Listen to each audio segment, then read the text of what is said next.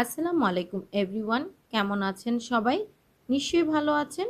এতক্ষণে আমাদের হ্যাশট্যাগ দেখে নিশ্চয়ই বুঝে গেছেন আজ আমরা কি বানাবো।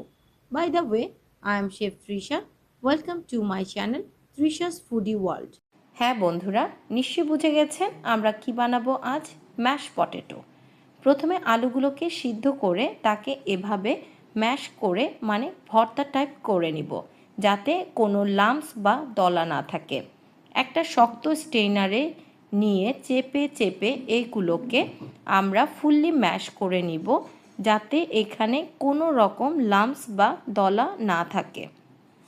এগুলোকে দেখেন আমরা কিভাবে আস্তে আস্তে বাটি দিয়েও করে নিলাম। এইভাবে আমরা সুন্দর করে ম্যাশ করে নিয়েছি। এখন একটু বাটার দিয়ে দিব।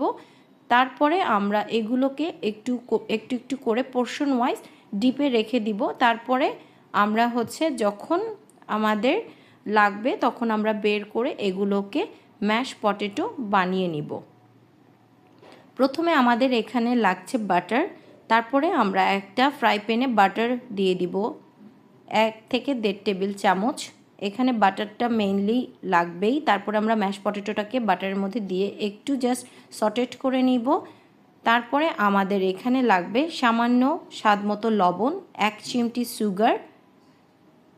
তারপরে আমরা এখানে গুরমেটের কুকিং মিল্কটা দিয়ে খুব ভালো করে স্ট্রেনার দিয়ে কি সুন্দর করে আমরা হুইক্স দিয়ে এখানে নেড়ে দিব। এবং আমাদের যখন এরকম টেক্সচার চলে আসবে তখন আমরা অল্প একটু হোয়াইট পেপার দিয়ে দিলাম, জাস্ট 1 চিমটি। তারপরে হোয়াইট পেপারটা দিয়ে আমরা খুব ভালো করে হুইক্স দিয়ে মিক্স আপ করে দেন আমরা একটা প্লেটে নিয়ে এইভাবে ডেকোরেশন করব একটা পুদিনা পাতা আর সটেড ভেজিটেবল দিয়ে। তবেই হয়ে গেল আমাদের গরম গরম ম্যাশ পটেটো।